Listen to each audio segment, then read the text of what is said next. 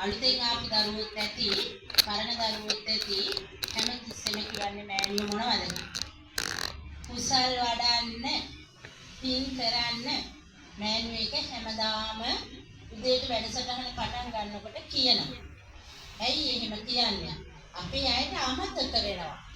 අපේ අය රැල්ලට යන්නේ, රැල්ලට මොනවා හරි දෙයක් දැක්කම ඒක පස්සේ එල්ලෙනවා. අපි තරම් බෞද්ධයෝ නෑ. එහෙම නේද?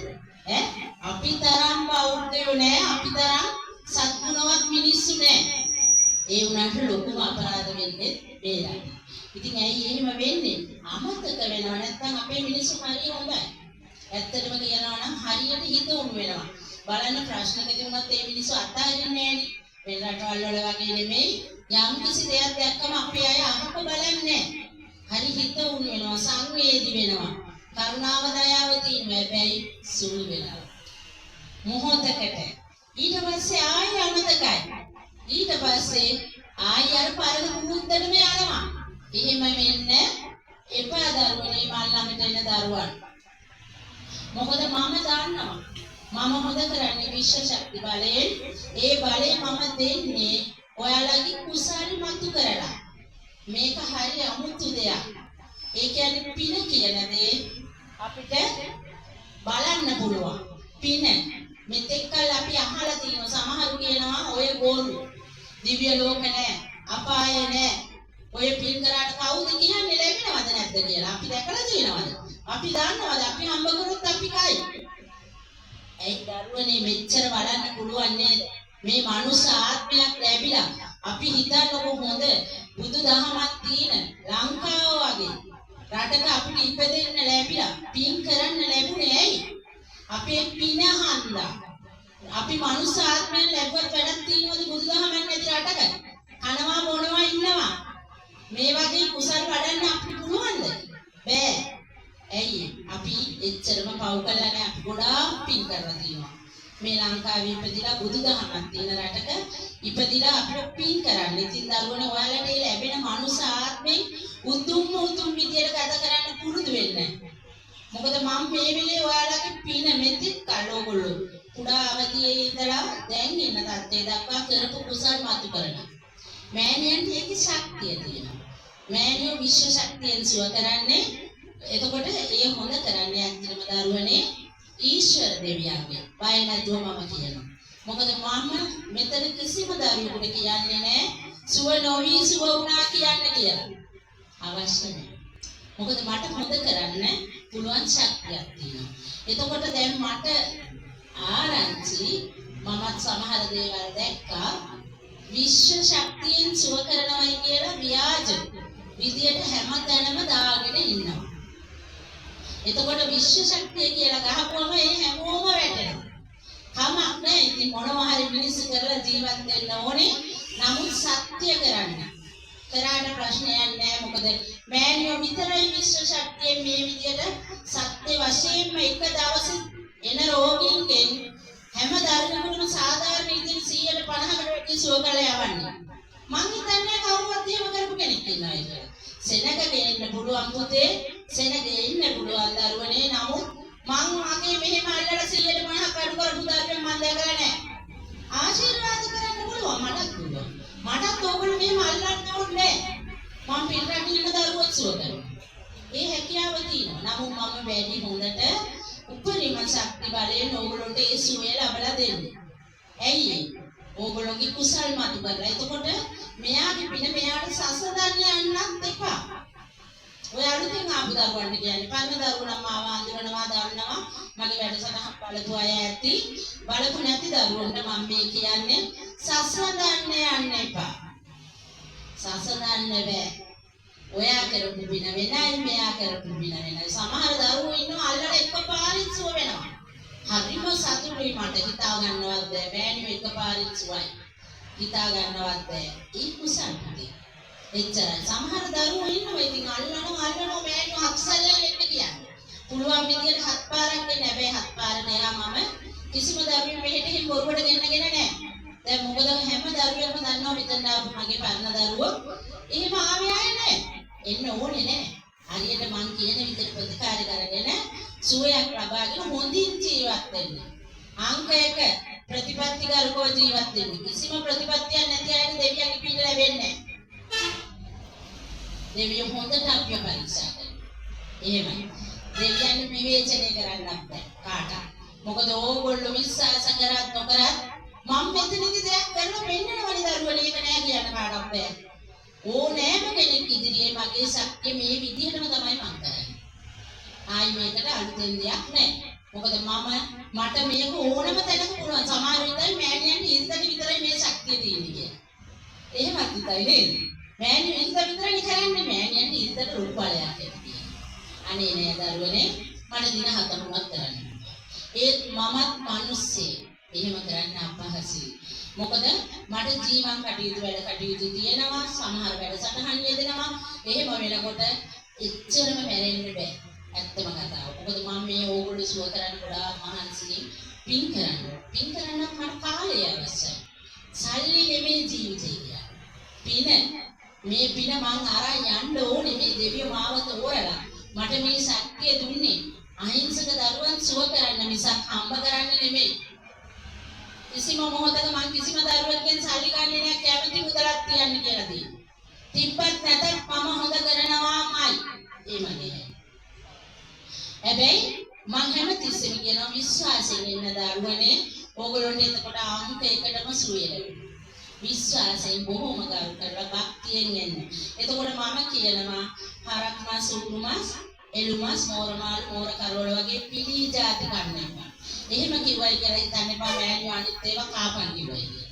එහෙමනම් කියන්නේ නෑ. කන්න ඕනේ නම් කන්න ඉතින් මිනිස්සුනේ.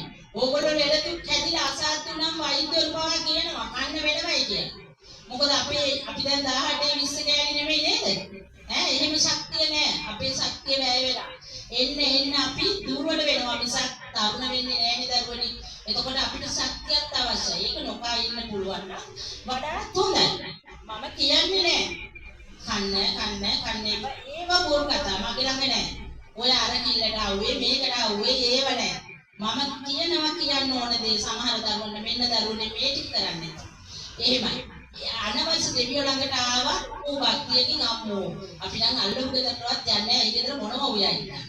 එහෙම හිතන්න එපා. එහෙම නැ එක බස් එකේ එනකොට මොනම කාපු මොනම බියයන කරපු මිනිස්සු ඔතන ඉන්නවද බස් එකක කියන්නේ. මොකද ඕගොල්ලෝ සමහර බස් වල එනවා. එතකොට නොයෙකුත් මිනිස්සු අතර තමයි ඕගොල්ලෝ මෙතනට එන්නේ. එහෙම සැක කරන්න එපා. එහෙම හිතන්නත් එපා. අපිට ඔක්කොම හදන්න බෑ දරුවනේ. අපිට හදන්න පුළුවන් අපි ඒකනේ කිවි ප්‍රතිපත්ති කරපුවා ඉන්න කියලා අපි අවංක වෙන්නේ. ඔයාගේ රෝගෙට ඔයා සාධාරණයක් වෙන්න. මයනෝ මෙහෙම කිව්වා මම මේ දේවල් බොහොම පරිස්සමින් කැපකිරීමෙන් බොහොම කාරුණික ගතිගුණ ඇති කරගන්න. එතකොට තමයි තින් සිතිවිලි පහළ වෙන්නේ.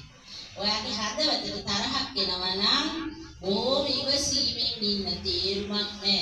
තරහට කරන්න පුළුවන් දෙයක් නැහැ. අද වෙනතුරු තරහට කරන්න පුළුවන් දේවල් තියෙන්නේ මොනවද? බන්ධනාගාරගත වෙන්න නම් පුළුවන් තරහ වුණා. ඒ අධික කෝපය. ඊට පස්සේ දුක් වෙනවා මට බැරි වුණා නිවසන්න කියලා. අපි එහෙම වෙන්න ඕනේ නෑ. දෙන පණිවිඩය එකම දේ නම් පින් කරන්න පුළුවන් තරම් කුසල් වැඩිමින් ජීවත් වෙන්න. විශ්වාසයෙන් දෙවියන් කෙරේ මා වෙත පැමිණෙන්න. මගේ එකම සාකාව තියෙන කහතුඩිය විතරයි. එහෙම නැත්නම් මේ විශ්ව ශක්ති කීක ඔක්කොම ණය දැම්මත් මම ඉන්නේ කහතුඩු. මම මෑණියෝ. ඒකත් කියන්නේ බෑ විශ්ව ශක්ති නම් දාපුවම හැමෝම මෑණියෝ නෑනේ. එතකොට මෑණියන්ගේ ඒවා ඔයගොල්ලෝ දන්නවා. කහතුඩිය විතරයි මම කරන්නේ. වෙනම වැඩසටහන් වලට නෑ යනවා දරුවනේ. ඉතින් ඔයගොල්ලෝ හොඳට බලන්න මොකද අහිංසක දරුවෙක් එක මොහොතක්වත් අමාරු වෙන්නේ රස්සිය දුන්නොත් ඒක පාපයක්. මම කියන්නේ නෑ ඔයගොල්ලෝ යන තැන් වල ඕනම කෙනෙකුට යන්න නිදහස තියෙනවා. සුවයක් ලැබෙනවා නම් ඕනම තැනකට යන්න. කිසිම ගැටලුවක් නෑ. ඒ වගේම දරුවනේ මං සුව කරයි කියලා කිසිම මොහොතක කියන්නේ නෑ වෛද්‍යවරු දෙන බෙහෙත් බොන්න එපා කියලා. මට අයිතියක් නෑ. මම වෙදෙක් නෙමෙයි. මම වෙද මෑණියෝ කියලා දාගෙන තියන්නේ ඕගොල්ලෝ. හොඳේ? ඒකත් කියන්න බෑ. නැත්නම් ඕවට එන චෝදනාමේ. වෛද්‍යවරයෙක් වෙන්න කොච්චර මහන්සි වෙන්න ඕනේද? වෙද නාමෙ ගන්න මොන තරම් කැප වෙන්න ඕනේද කියලා අහනවා. ඇත්ත. මන් නැහැ කියන්නේ. ගොඩාක් මහන්සි වෙන්න ඕනේ. නමුත් මගේ පිනක් තිබිලා ඒ විශේෂඥ වෛද්‍යවරුන්ට එහා කියන දෙයකින් මම රෝගීන් සුව කරනවා නම් ඒකට කියන්නේ වෙද තමයි. වෙදකම තමයි. මාළු විකුණන මනුස්සයට මාළු කාර්යය නම් මෑණියෝට හොද කරනවා නම් වෙද මෑණියෝ තමයි. ඔය නාමෙ දුන්නයි කියලා දුන්නත් නැතත් මගේ ගමන මං යනවා. මට නාම වලින් වැඩක් නැහැ. මට ප්‍රසිද්ධියක් අවශ්‍ය නැහැ. මං කරන්නේ හරිද? මම මේ කියන්නේ මේක බලාගෙන ඉන්න කොට්ටාසයක් ඉන්නවා. සමහරු හිතනවා මෑණියන්ට මඩ ගහලා මෑණියන්ට වටන්න පුළුවන් වෙද කෑල්ල ඇල්ලුවා කියලා. අල්ලලා උසාවි දැම්මා කියලා දාන්නේ. මං කියන්නේ කොතනකටවත් මම වෙද මෑණියෝ කෙනෙක් කියලා. මට තියෙන දිව්‍යමය බලය. පුළුවන් නම් පෙන්නන්න ඔයාලට. මගෙත් එක්ක ඇවිල්ලා. මං හිතන කිසි කෙනෙකුට. ඔය කියන ඕනෙම දරුවෙකුට මගෙත් එක්ක ඉන්න අනිත් ඔය කියන අයත් එකතු කරලා අපි එක ශාලාවක පුළුවන් නම් කරලා බලමු. අන්න මෑණියන්ගේ වැඩ පෙන්නන්න. ඒ වෙලාවට. පුළුවන්ද? බෑ. බොරුවට නොපෙනෙන චරිත වෙන්න එපා. ඒව වැඩක් නෑ. දරුවනේ පවුපුරව ගන්නවා මේ ලෝකේ තව. මොකද අහිංසක දරුවෝ සුව කරන අවස්ථාවක් නැති කරන්න එපා. මම මේක මේ කිව්වේ වෙන මොකක්වත් හින්දා නෙමෙයි. අහක යන දේවල් දාගෙන ඔය වැඩකට නැති ඉන්නව පිරිසක් 2000න් පස්සේ ඉපදිච්ච රැකියාවක්වත් නොකරන කොල්ලෝ ටිකක් ඉන්නවා. කොල්ලෝ කෙල්ලෝ ටිකක්. කොල්ලෝ සහ සමානම කෙල්ලොත් ඉන්නවා. දෙමව්පියන්ටවත් සහයෝගයක් නැහැ. උන්ගේ වැඩේ ෆෝන් එක ඔබ කමෙන්ට් දාලා විවේචනය කරනවා. කොහෙටද? 2000න් පස්සේ මොළවල් මොනවා වුණාද දන්නේ නැහැ. ඊට කලින් උන්ගේ නම් මොළ වුණා. ඉතින් මම මේවා දාන්න හන්ද කියන්නේ හරි දරුවනේ අපිට ආදාළ නැහැ.